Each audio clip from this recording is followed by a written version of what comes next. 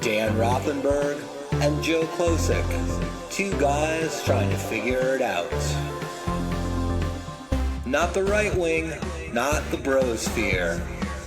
Left of center, with humor and empathy. Hello and welcome to The Splain.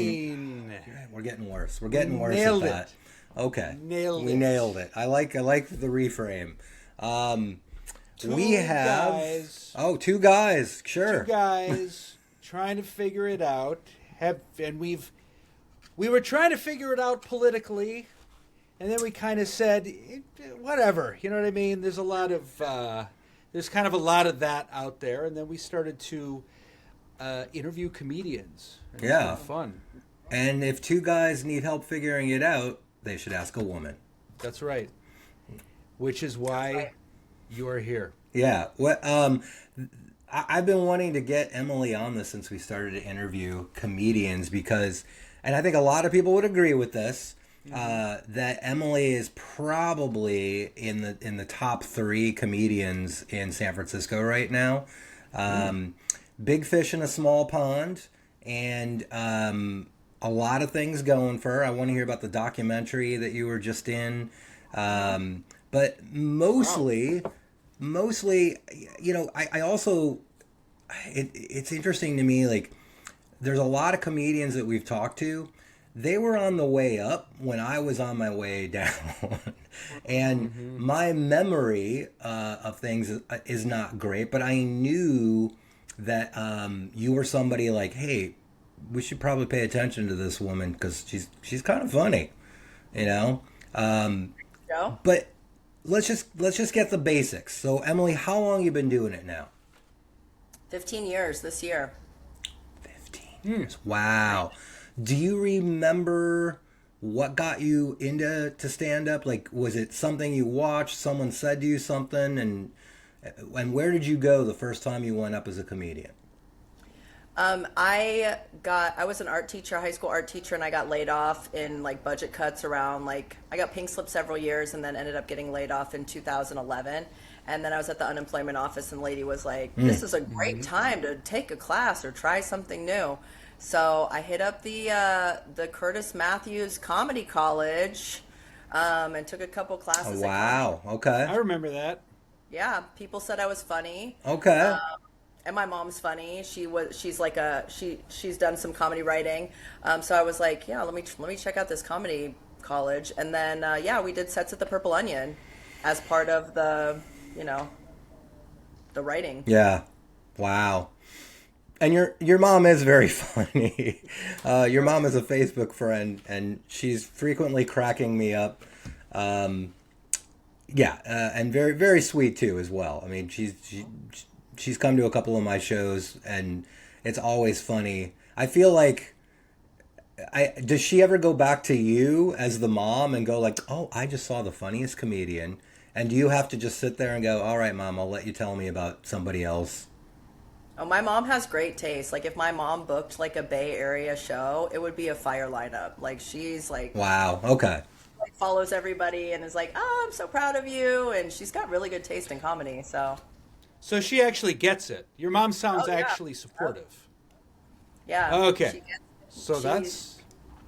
And she does. Wow. During the pandemic, she did improv classes with Second City, and she also does murder mystery acting with American Immersion Theater. So she does like whatever. She's got her own thing. So. She's got her own thing, but it's pretty cool. I mean, how often did she watch you at the Punchline? How often was she sitting in the back watching you? A lot. Every time she's here, she moved here when my daughter was born and would come to shows. Every time she's here, she comes to a couple shows. I'm sure she's mortified, she was probably more mortified the first time hearing some dirty jokes, but now she's been desensitized. Yeah, that's awesome. It's great that you've got that kind of support from your mom, and she's a sweetheart. Let me ask you this. Like, it's funny to hear you say she was probably mortified. When you were writing those jokes and doing those jokes, did you ever think for a second, oh man, my mom's going to hear this? No. Honestly, it's not really my mom that I'm worried about. It's like, I work in the school district, so I want to be like my style of comedy is like I would say like naughty but silly but like entertaining and educational or whatever. I don't try to be like filthy or like Yeah. shocking. But there are like sexual jokes, but I find them to be relatively educational. People have been like, you know what, I learned a lot. Thank you for these tips. Have you Can I had? tell just interject a quick story about you're working in education or kind of with kids and you're doing this stuff on the side. When I had kind of wrapped up my comedy career, but I was still doing it a little bit. I became a therapist, and in my first kind of internship, I was working with foster kids in Los Angeles, and a lot of variety of challenges. And I think I was working with this family, kind of a Jehovah's Witnessy kind of heavy religious family, and they found the child found pictures of a two-person show I did with my wife that had to do with my sexuality journey. It's a great romantic comedy that ran in LA for a while. And so this was exactly what Mom said to me. She said, "We found these pictures of you and your gay porn."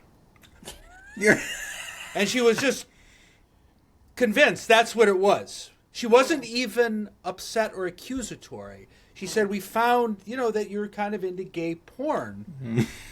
and I said to so and so, "Well, that's Dan's other life. That has nothing." So on the one hand, they were interpreting it as gay porn. On the other hand, they were totally accepting. Well, that's kind of beautiful and yeah. And I remember thinking, actually, no, that wouldn't be okay. You should not. If your son's therapist was a porn actor, no, you should drop me. wow. However, that's not.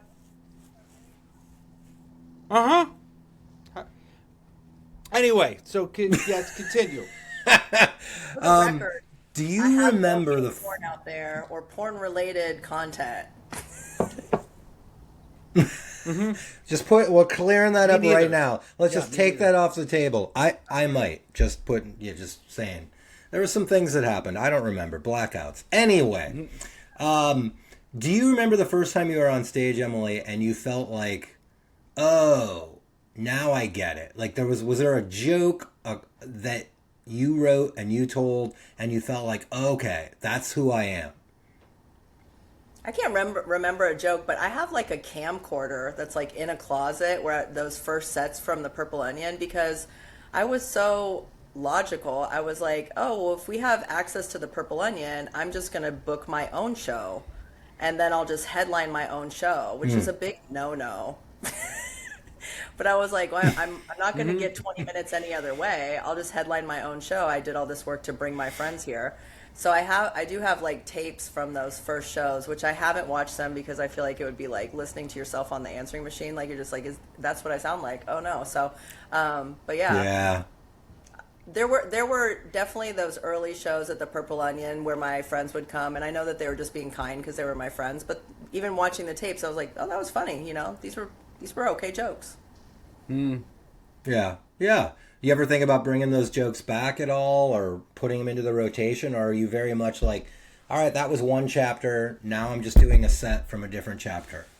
I'd have to go back and like listen. I don't know. There's one joke about EKGs that I really like. I still tell sometimes when I need like a pocket closer, and it's just like it's like an ITT tech commercial about EKGs. Like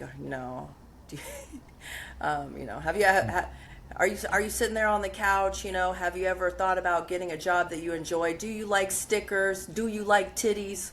What if you could get paid to put stickers on titties? And it's just a whole ITT technical commercial act out. And I just think I don't know, it's fun, Yeah.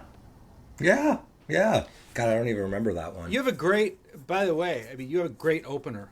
That's just, I've always been jealous of, it's been a rough name. I don't know how often you open on that. That's just is Not that just often standard for anymore, you? but yeah. Yeah, it has been a rough name. Great so I'm glad opener. it's getting some ROI. And I have to say the joke about forgetting, you wake up, you go to sleep at a brunch, whatever, in the Castro, and you wake up on Dolores Street and realize I forgot to have a family. That is San Francisco. I know. So It many actually people are makes my heart yeah. miss it so much. It's such a great young adulthood. Mm-hmm. Then it fucks you. Adulthood. You know what I mean? Yeah, I know. Then it turns on you. I know. Now that I'm divorced, I'm dating again, like men in their like early 40s, and they're scrambling to have a kid. They're like, "Would you have one more kid?" And I'm like, "Whoa!" Like how the tables have turned. Like, is your biological clock ticking now? Because they just stayed busy, and just didn't pull off a family. And now they're 43, and they're just like, "What about you?" Wow. So you have 2 kids right now, right? Yeah. And you still have a full-time job. Yes. And then you're going out, what, on average 3-4 nights a week performing? Yeah, 3 nights is like my standard booking. Like if I'm looking at my month, it'll be like 3's booked and then up to 5. Wow. What's your full-time job? I'm the supervisor of the arts department in San Francisco Public Schools. So yeah, it's like really cute, like full circle, because I started off as an art teacher and then I got laid off, and then I went back to the district as like a counselor, like a college counselor in a high school, and then just kind of like kept going from there into administration, and now I'm the administrator over the arts department. So it's really satisfying and like it's also a great career. What if that sounds like a cool combination. What would you say to a kid that came to you and said, "Hey, I want to get into stand-up comedy"? What advice would you give them? You should get a bachelor's degree first. Damn it! Why would you get a bachelor's degree? Because things are not getting cheaper, and people need to make money, and comedy doesn't make money for a long time. And even after a long time, it doesn't make enough money to like pay a mortgage or get yourself some health benefits or anything like that. You really have to like follow the system. There is a system, and you have to kind of hustle through the steps. But it takes at minimum 10 years to put together some sort of fiscally responsible comedy plan. And let's say you start when you're like 20. Do you really want to be waiting until you're 30 years old to make 60 grand? Let's go. So when you think about a bachelor's degree today, what's that going to get you? How is that going to provide financial security for a 20-something? Well, at least gets your resume not thrown in the trash by AI. That's pretty much like the threshold, the minimum threshold. Like almost every job. Yeah. I mean, the bachelor's degree is like a new high school diploma. Right. This is depressing. This is really killing me. Sorry, Joey. It's all right. It's all right. It's true. It's all true. For what it's worth, you are the smartest, uneducated guy I know. I'm serious. I love it. That is the on worst paper, backhanded insult. You're the smartest, uneducated guy on paper, you're not educated. You got no education. It's the truth. You don't have to keep saying it. Is this your friend, Joe? Is Dan your friend? I know. Not just a friend, a therapist. A therapist. A gay porn star therapist. That's right. And I spend all in we. Oh my God. There's a term for neurodiverse people called masking, where you have to appear normal, and on weekends I let it go. Oh, okay. Well, thanks for letting it go. I'm very judgmental. Okay. For the sake of my own mental health. Yes, that's right. The unmasked gay porn star, former comedian, therapist. Okay, I'll make you a deal. You stop saying that, and I'll stop saying that, because we're both going down the toilet. Oh, I love it. Okay, fair. All right, so Emily, can you think of so both sides of the coin question here? Is there one comedian that gave you really good advice? And is there one comedian that you're just like, whoa, stay away from me? You don't have to give me names, but you can give me. But we'll take names. them. We'll take names. Names is more interesting, but it's up to you. I don't know. This is such a good question. I don't know. Or even a piece of advice that stuck with you from a comedian, or just watching someone and you're like, man, that's how I'm not gonna do it. Yeah, It's a good question. We should all answer this. Yeah, I think getting, well, I'll say this. I had, I really used to produce a show with Matt Gubser and Raj called Debasement. And we would bring through like Louis Katz and Taylor Tomlinson and like people that we had no business headlining this basement show, but people would just come and whatever. This was like early in people's career. And I was like in the middle of comedy. I probably had like I had done like my first 30 or whatever. And I felt like, okay, I have like a feature set. And I was talking to Gubser about how do you get to be a headliner? You know, like how do you get booked as a headliner? And he was like, well, do you have the time? Like, do you have 45 minutes? And he's like, I said, I might, I just never have done it. And he was like, well, put it together, write down your jokes. This leads to this leads to this. Like, make sure you have the headliner time. And then, you know, you just kind of have to be undeniably consistent. He's like, which I feel like you are. And I said, okay. So, you know, I really started to like, you know, kind of piece things together. And he's like, even if you don't have 45 minutes, do 2 20-minute sets that are completely different and see if you could stitch them together. And so I started working on that. And then I went back to him and I was like, I think I'm a headliner. And he goes, oh yeah. And I go, no, I think I could do it. And he was like, okay. I go, I want you, because he was a pretty big name in the community at that time. He was like I don't even know, the stepdad of comedy, I would say. Yeah. He was active in like Bay Area Comedy Network and the Facebook group or whatever. And I was like, I want you to go on to Bay Area Comedy Network and post Emily Van Dyke as a headliner. And he was like, really? I go, yeah, just put it in there, please. And he goes, okay. So he put Emily Van Dyke as a headliner. You should book her to headline your shows. And I started getting headlining gigs. Wow. And that was like a very pivotal moment, because it's like, how do you convince people that you're a headliner from you know, being like a 15-minute or a feature or whatever. So that was pretty cool. Yeah. Mm-hmm. Yeah. And I also remember that is a great story. Yeah. When I first started, I started like doing comedy with like Gary Anderson and Keon and, you know, FC Sierra and Juan Medina and all these people, right?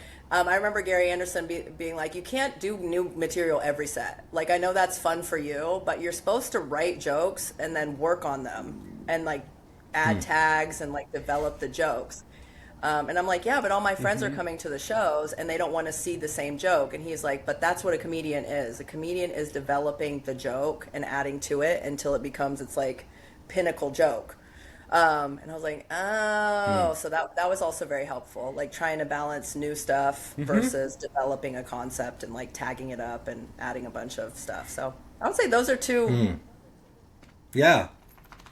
That's perfect. I think that's also really good advice. That's real advice. That's actual advice that is helpful.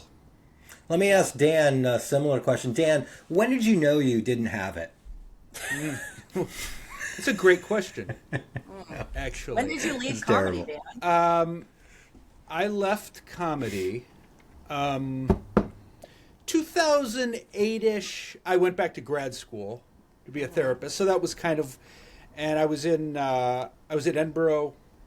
My wife and I did our 2-person show, Regretrosexual, that was I'm very proud of and got good reviews in LA and in Edinburgh. And I was just like, we wanted to have a kid, and I actually got excited to go back to the career I was going to have. I was like, I want to have a job and life, and I'm burned out. I'm burned out from the next step. At that point, I was in theater. The next step being, okay, now, hey, do you want to go do this? And by the way, you got to fly yourself out and put yourself up and take a, which at that point, the offer was from London. And to be honest with you, I look back and go, fuck, I should have done it. I was just always disappointed with what the opportunity I had, but that's okay. But you're asking to your question. When did I know? I'm kidding. No, you know what? But I could answer that question. Okay, quickly, all right. Which is, there was a moment I stopped. My mojo ran out on stage. I used to have really good sets, and I was a big fish in a small pond in San Francisco. And something, around 2005, 2000, something started. I actually started to realize I'm not killing anymore. I'm kind of awkward. Do you remember at the old Cobb's? This still pisses me off when I think about it. There was a bartender, and I would go on stage and do my thing, and it was getting a little rough. And every time I would come off, and he would look at me and go, "Rough crowd." He would say that. It fucking pissed me off. Yeah. Every time, and it just, the best I could describe it, it was a little. I hate to say this. I love this guy. It was a little bit of Mike Meehan syndrome, where you can't. Okay. Yeah. What does that mean? You're funny, but you can't do the old stuff anymore. But somehow the new stuff isn't hitting. Okay. Do you know? Yeah. Have you ever seen think, a comic go through that all the time. where you go? Yeah. You go something, and I think it's symptomatic of something in your life where your confidence is down. Well, that's interesting you say that, because I think everybody eventually runs into that. If you stay in stand-up long enough, I think at a certain point, you're just not excited by the old material. And if you you can't do it. You can't present it. It's over. The and crowd somehow sees it. life isn't whatever you got going in front of you. But you don't know who you are. I didn't know who I was. Well, I think you're right on about stage that. anymore, and it kind of. It also, you kind of get stuck, and Emily, I'm curious what you think about this. You get stuck with, okay, now I'm headlining, and when I'm booked, that means I have to bring it. I am the headliner. Whatever else has happened in the show, you have to exceed it and make people leave going, oh man, that was great. So it gets harder to try the new stuff. It gets harder to talk about what's actually happening in your life. And I've tried going to smaller shows and saying, hey, can I just do a 10-minute set and just come up with my notebook, because you miss that. I feel like one of the things I look back on is I miss just flying by the seat of my pants and going up with the new stuff and not knowing what's going to happen. And you get to do that less and less the more successful you become, so it's tricky. And Emily, I noticed there was a point, it seems like a couple of years ago, you put down all of this material that you'd lovingly worked on and polished, and it was killer, and you just seemed to make a commitment to, okay, I want to work on the new stuff. And you did it. You managed to do it and kind of get yourself out of that trap that I feel like a lot of comics can fall into. What was the secret behind that? How did you pull that off? I was going through a lot of changes. I had obviously, I've been doing comedy for 10 years at that point. And so I had this body of material that was kind of my establishing scene or whatever. But at that point, I had already gotten married, had kids, and then was going through a divorce. And so or separation. And I was just I just don't want to talk about these things that are in this past version of me. I want to catalog. I want to thank you so much for your service, good jokes. I want to put it in a something and send it out, and hopefully it gets some laughs. Somebody's walking their dog this is resonating for me. And I just wanted to get it chunked on the shelf out and out of my life. And after I recorded that album, I just I don't say those jokes again. Which is sad, because some of them, people are we really like the da-da-da, would you do that one? But then my goal was to write a new hour, which I now have, and I'd like to do something with that, because I'm tired of talking about that now too. And so then now I'm feeling this is what comics do, actual successful comics. They write an hour, tour it, and then they record it, and then they move on to the next thing. And you really see like the method behind the madness. But it is hard because I don't go to mics anymore because I book 3 shows a week at least. And then I try to like nest new material in those shows. But I do a lot of writing in my car, and then I record it. And if I play it back and it makes me laugh, I'll like tag on it myself. So I try to open mic my car. Tell me about what your shows are. Where are you headlining? Where are you featuring? What's your schedule look like? Yeah, I'm a past feature with Live Nation, so Cobb's and Punchline, and then at Roosters and obviously Punchline in Sacramento. Yeah, so that's nice, just some one-nighters or weekends, and that's really great. Although Cobb's still gives me the nervousness because it's just a big church, comedy church, a lot of room for God in there. But then headlining, it's very cavernous. Mm-hmm. Yeah, it's a little more new Cobb's, which new 20. Dan, the new Cobb's has been around longer than the old Cobb's. I know. That's the funny thing. Yeah, it's a little more of maybe the SF's Comedy Store, a little weird and haunted, and yes, it's definitely haunted in the basement. Yeah. It's funny how as old guys there's a basement. Oh yeah. There's a huge cavernous basement, and there's definitely some spaces down shows? there. No, but when Tom originally bought it, there's a gorgeous old huge bar down there. There's a separate entrance from a different street, and the plan was to kind of create like like there's a belly room at the Comedy Store and things like that. But it became so difficult just to produce the main show that plan kind of evaporated.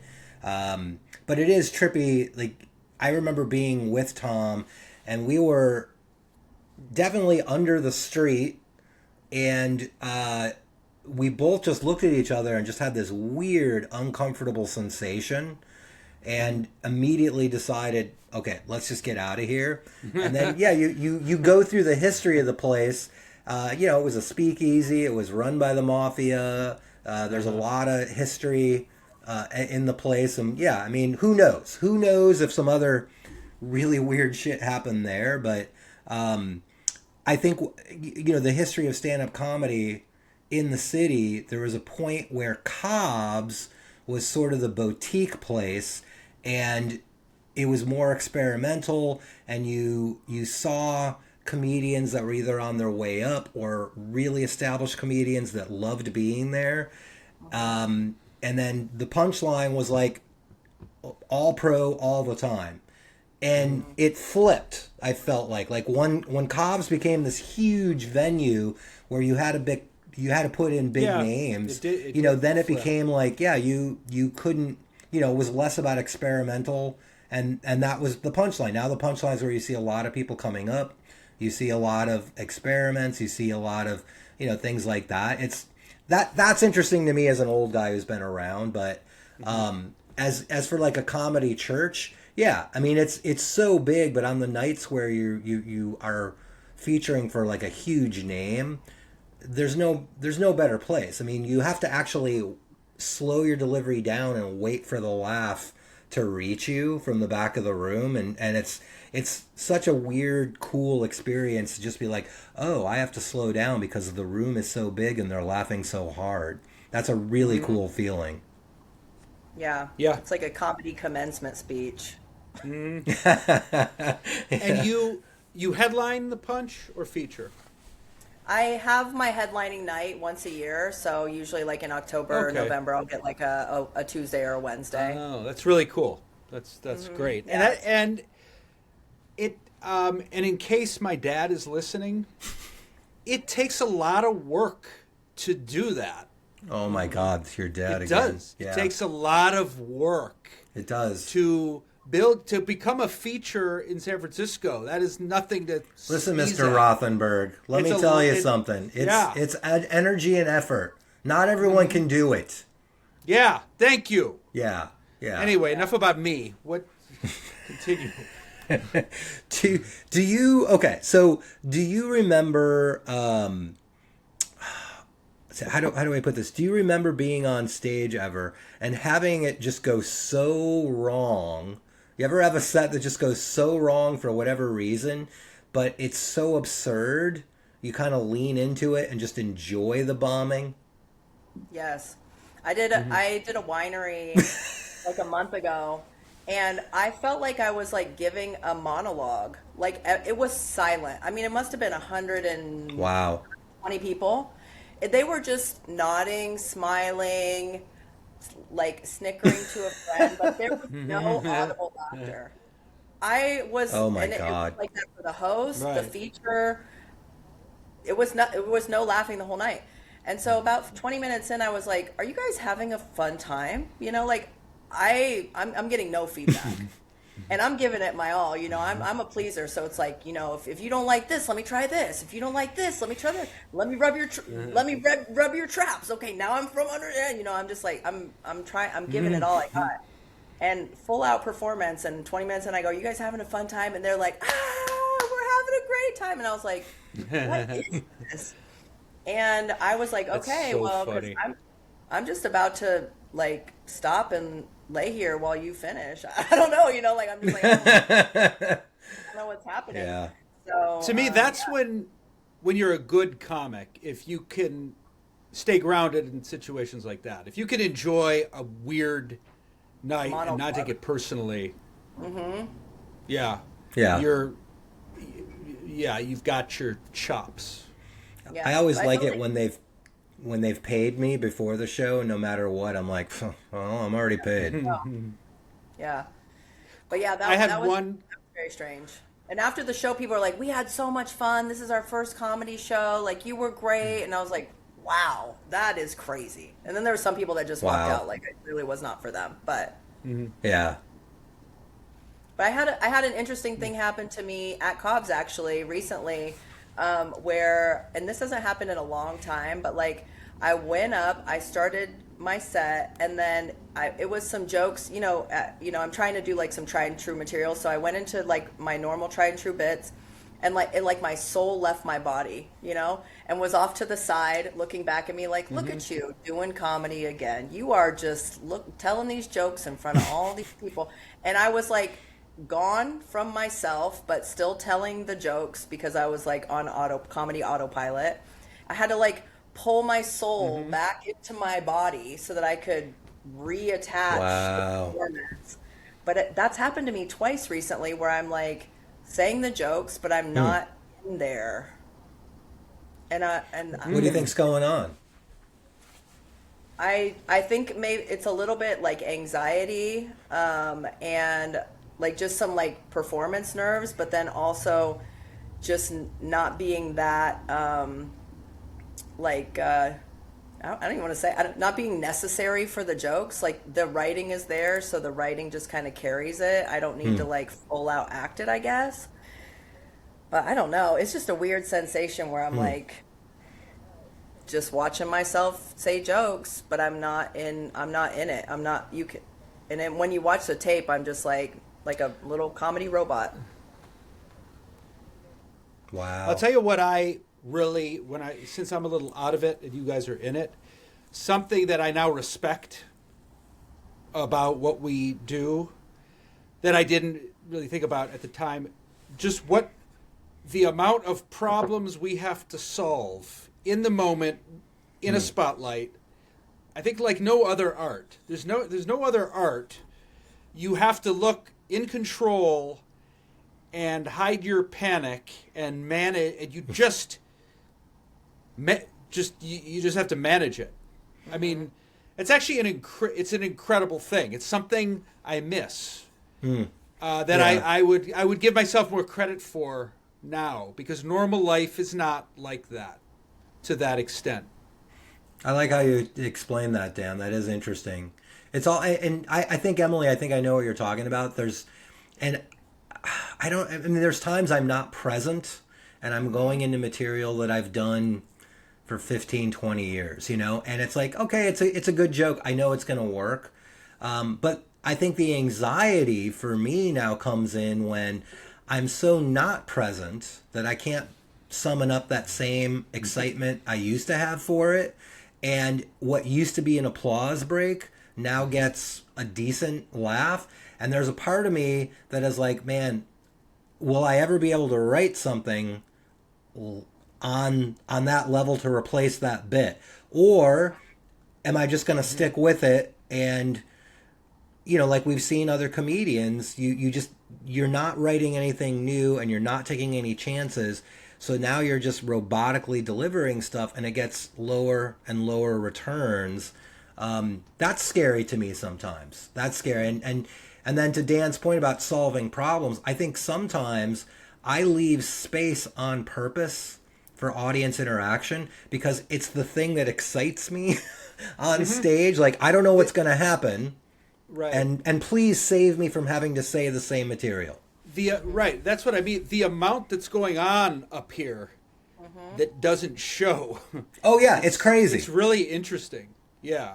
Because it's not like it's not a monologue. Like, it's an interactive catalog of material that you No. process all the time. Unless you wrote your set list and you know exactly what's going to happen, But I don't know, Joe, if you do it this way, but I basically know my material and I kind of watch and see what's working and what the demographic is of the crowd, and I just kind of okay, let's do this, then this, then this, then this, and this, and it's just kind of processing the material in real time.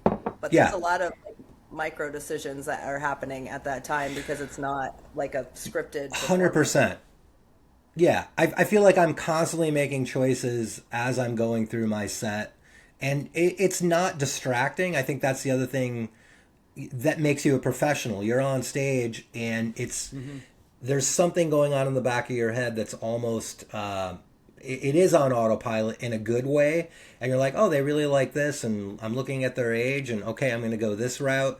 And then if I have interacted with the audience, hey, I can throw a callback to that interaction in here. And I think that's what makes people a professional is you're willing to take some chances, you're willing to see what happens, you're making a million little choices. That's cool. It also does, I think, it takes me away from sitting down and writing though. Do you still write, Emily? Do you sit down? No. But I don't think you need to. A lot of comics in this phase of the comedy boom in the 80s was a little more jokey and work it out, and it was, I think a lot of really funny comedians, it's gone from jokes to bits. It's a vignette based on your experience and your personality. And I remember I got to a point, I might write down the bullet point on a napkin, but you're working it out on stage. You are, but I do feel like, yes, you're right, but there's a lot of, it's interesting that you say that. It's gone from jokes to bits, but I feel like sometimes the bits, it's a little lazy. Like maybe if I had sat, and processed it. It can always get lazy. Yeah, it can, just sort of tighten it up a little bit and then maybe see something on the page that I wouldn't see on stage. Do you remember what your process was like in the beginning though, Emily? How were you writing? I had a whole container of comedy notebooks. So I had a notebook for my purse, a notebook for my pocket, and then just notes on the back of an envelope or whatever, and then I would just basically go through them and kind of categorize these are highly developed, these are kind of mid-range filler jokes, these are just ideas that I think are funny, and it was a lot of written paragraphs and pages and then just some ideas and some mind maps or whatever, but I got away from that when things really got busy and dense in my life, and I was just not doing as much writing.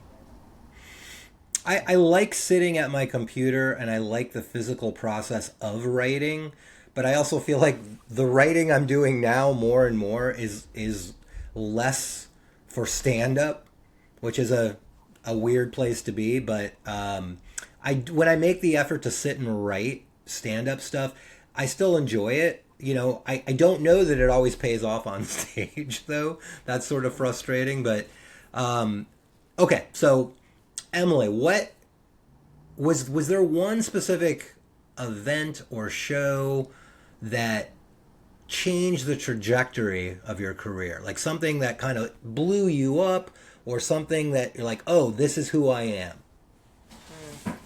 That's such a great question. I'm not sure.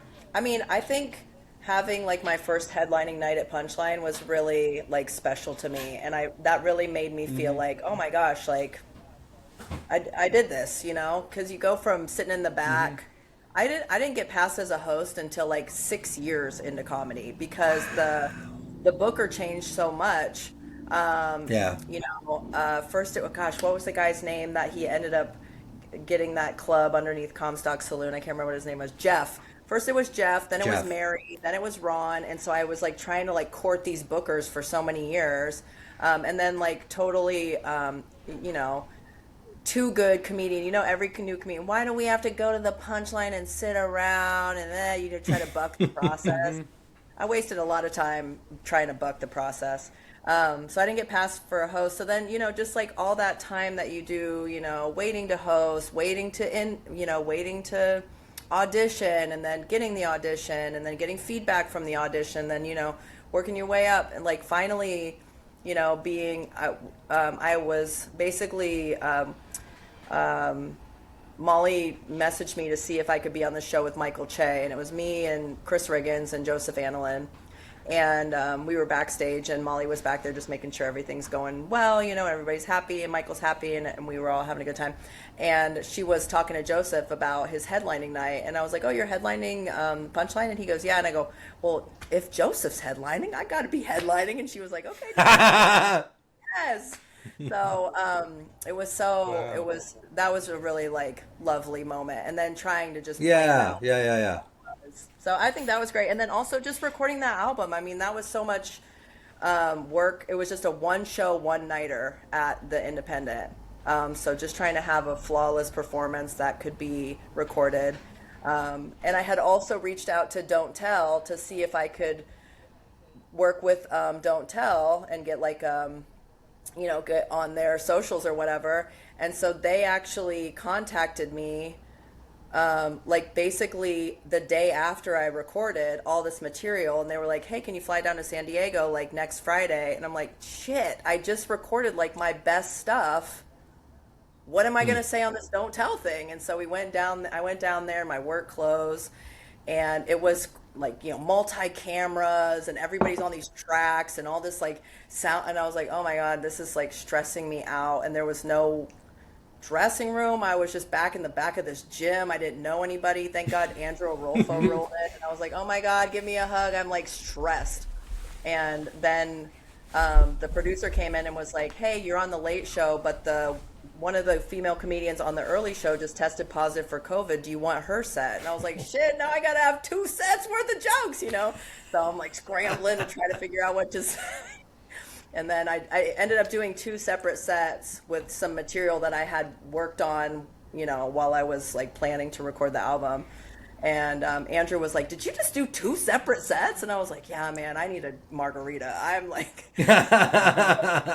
my life. So that week was just like so compacted, but it really made me feel like a lot of stress, but a lot of like pride and anxiety that I was able to like get all that out. And I gotta do those are else. I mean, that's 2 years ago. I gotta pull my shit back together. But that, I mean, I think the Don't Tell comedy sets, I mean, that really that added a lot of fans to you. Don't you like it? Really, yeah. Like it's cool to see. That's from Don't Tell, Yeah.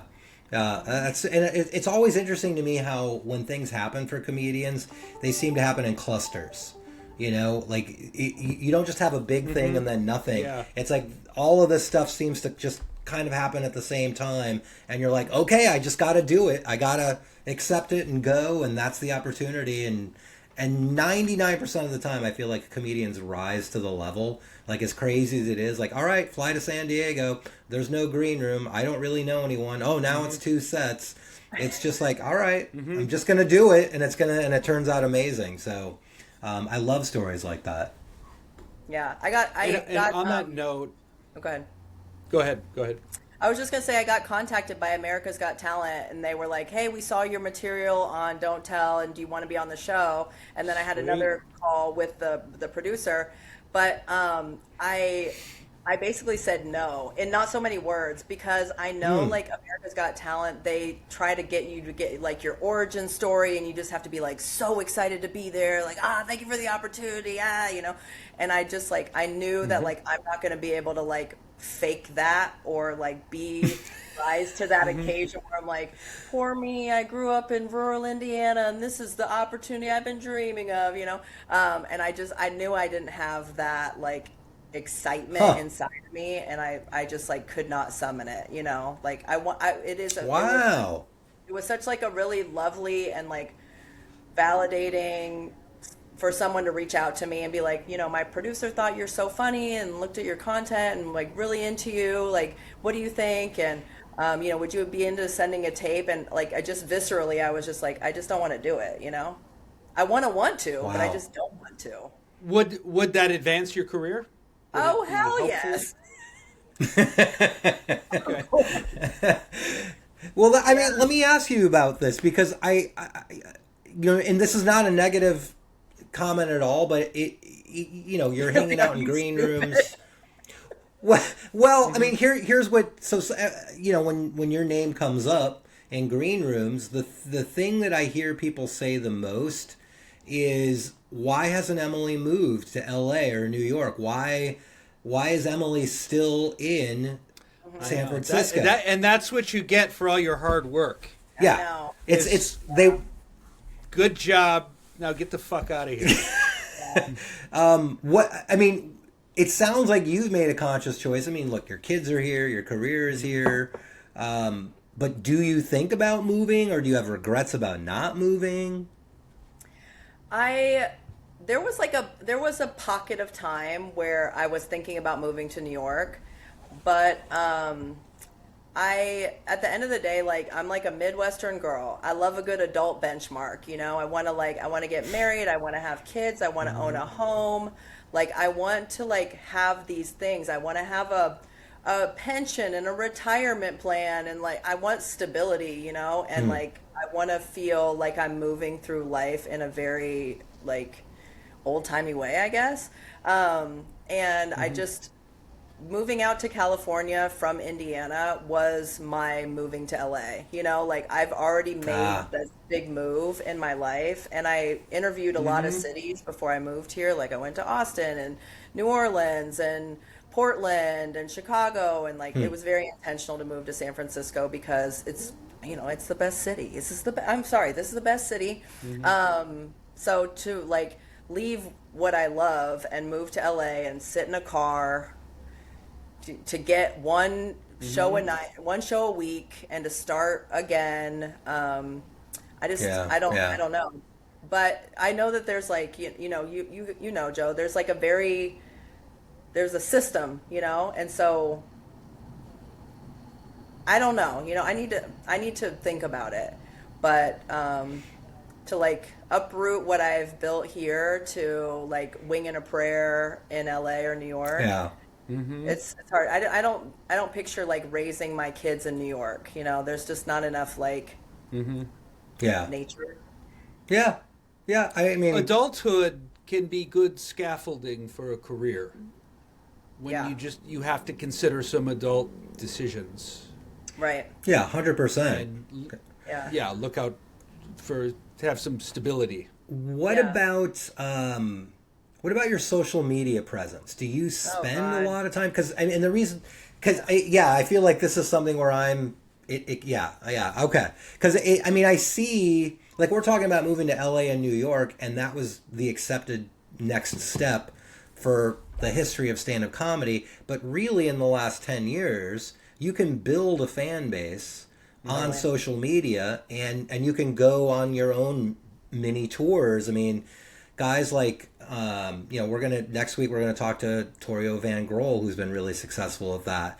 And then there's Yeah. also, like, Irish Dave, Yes. really like Yeah. defined The what that process was. juggernaut of If there was, soulcore. yeah, yeah. I mean, he really, I think he utilized the lockdown better than any other comedian. Just was putting clips out there, was creating content, was engaging with people, and a result of that, he's touring the world. You know, Yeah. is it? Yeah. Do you want to do something like that? Like, could you imagine yourself like, okay, I am gonna book like a summer tour where I'm in these venues and I'm making okay money, pretty, it's worth it. And can you imagine something like that in your future, or are you just like, I don't want anything to do with social media? No, you're really getting into the issues here. This is like my this is the year of the fire horse. I'm trying to get my like moon and Taurus energy and like forward progress. My thing is like I'm a old school Luddite. Like we don't even have a TV. I don't have Wi-Fi. Like right now I'm on a hotspot to my phone. Like I really just like I don't like Wow. technology. I don't like television. I don't like social media and like its impact on society. Like I'm very like anti technology. And also Wow. like I know, but also like I feel like the content that I have put on social media has been well received. People are like, I really like following you, and like I love reading your posts, and like I appreciate your presence. But it's just like and I was really good about like posting pictures and videos and doing things like that. I never knew how to get the social media part right for my comedy because I don't want to release content and then you go to the show and you're like, we Mm-hmm. watched all this on your Instagram reels. And so a lot of people are posting crowd work or they're posting like skits and things like that. But I'm not really a crowd work comedian. I can do crowd work, but it's not like a big part of my show, which is why you're so brilliant, Joe, is you really like create that pocket for crowd work. Aw, shucks. You do. And so yeah, posting the crowd work content is like a really nice social media like gray area, I think, where people are getting those things and doing skits also. But I'm just not doing that. But I think what I've come to peace with as a rough draft plan is to start basically filming things and then sending them off to a video editor to clip it up. I'm not going to do it because, I wake up at Yeah. 5:45, I'm making lunches. I'm a whole mom also. And so just like the time that it takes to get back on my computer and clip everything up, I'm just not going to do it. But yeah, I would Yeah. love to get enough like social media following where I had like a little market where it's like, okay, I can go to, this area, Chicagoland, or I can go up to like Denver and I have like a couple markets and I can run around and do, one weekend a month or something like that. I would also love to do cruise ships. As cheesy as that sounds, like I think that would be really fun. It's a good gig. A lot of Greg Barrett, Dan Gabriel. Yeah, it's funny how when we were younger, the idea of doing a cruise ship was so hacky and so beneath us as artists. And now it's like, hey, that's really good money, and you know what? My material actually works for the audience that's showing up. Yeah, right. And Emily, that's a part of, again, you have these chops. You're just funny. There's something, just solid material Yeah. can be monetized So in two ways like that. two final questions, and Dan, you asked the big final question, but this is just pure curiosity. Do your kids know what stand up is? Do they know what you do, and how do they feel about it? Yeah, I'm like, I don't know if you feel this. My friends have given me this feedback and people I date also. Like, I have an unhealthy relationship with transparency. I'm all about too much information. Everybody knows everything. So my kids have gone to shows. They've been in the green room. They've sat side stage. They usually have headphones on, but I've caught my daughter like turning her headphones off to listen to my set, and I'm like, Ah, I do like kid friendly sets if they're there. But yeah, they've definitely been there, and because at the beginning it felt like I was abandoning them, and they were like, "What are you doing aw. at night?" Like it felt like I was keeping a secret. So then I would start taking them to shows, and they were like, "Oh, okay, I get it now." And they like it because they get to sit in the back with their headphones on, and everybody's laughing at their mom, and they're eating candy. And Yeah. yeah, comedians Well, that's are really kind of fun to cool. be That's around, too. Yeah, yeah, that's true. Anytime I've been in a green room and the comedian headliner or somebody has kids, it's all. I'm just fascinated. Like, hey, what do you think about what your mom or dad does? And they're kind of just over it at that point. They're just like, yeah. All right, Dan, do you wanna hit her with the big final question, which we ask all big comedians? Explain question. Emily Van Dyke, you have in the early 2000s, you made a very bold transition based on the advice of someone in unemployment. So some unemployment person gave you a sort of a spiritual, artistic direction feedback, and rather than get annoyed with that, you took that advice and you went to comedy college, and from nothing you became both a feature and headliner in the Bay Area, which is very difficult. You've got America's Got Talent. Don't bring it up. So okay, they're interested in you. You have built a career from an artistic career. In addition to having a full-time career, you're one of the most sought-after comedians in the Bay Area. Do you feel successful? Yeah, I feel very blessed and proud of myself every single day. I'm like the fact that I'm able to keep my calendar organized and to keep booking and keep writing. My goal has always been, and I know that I'm not supposed to say this, but my goal has never been to like make it as a comedian and like monetize my comedy. My goal has been to get people out of the house into live theater laughing so much that their face hurts and that they leave like a way better person than what they walked in. Like just contributing to like the health and humanity of society where I can, and to try to deliver like as much joy and hope in performance art as possible. And so with that as my goal, I do feel successful. I think it's really a lovely art form that is really just like, I don't want to say group therapy, like more effective than group therapy, I would say. Yeah. So yeah, but I obviously wow, what a great perspective. I never thought of it that way. I'd still probably be doing comedy. like it's good when you set the bar in such a that healthy, low. positive way. Yeah. That's a very good answer. Right. That's a very good. That's probably the best answer we've heard. I would say that is so a far. great answer. Yeah. For what it's worth, I'm not buying it.